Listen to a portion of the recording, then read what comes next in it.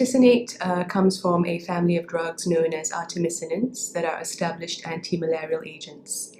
These drugs have been used for more than 30 years to treat millions of malaria patients worldwide.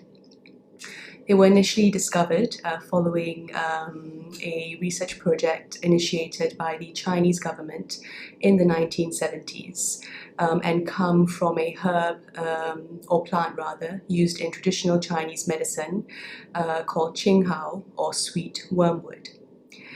They have been found to have an excellent tolerability profile when used in malaria patients.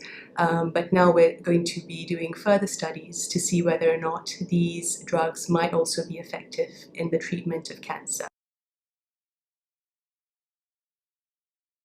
So at St. George's, we are planning to run a phase 2 study of artesunate given to patients with colorectal cancer 2 weeks prior to their surgery.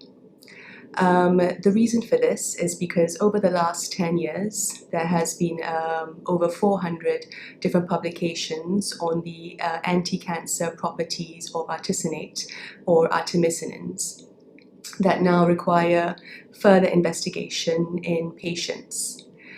We conducted a phase 1 study at St. George's, which was reported in January 2015, in January this year in eBiomedicine. And this was a phase 1 study, so it was a small study, and it involved 23 patients.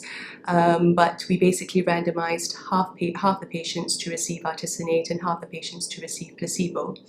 The drug was well tolerated, and in actual fact, in the patients who received the artesunate, we saw only 1 cancer recurrence at 42 months, whereas in the patients that received placebo, there were 6 recurrences. We therefore feel that this is obviously an area that requires further investigation to confirm if indeed artesunate can reduce the risk of recurrence in operable colorectal cancer.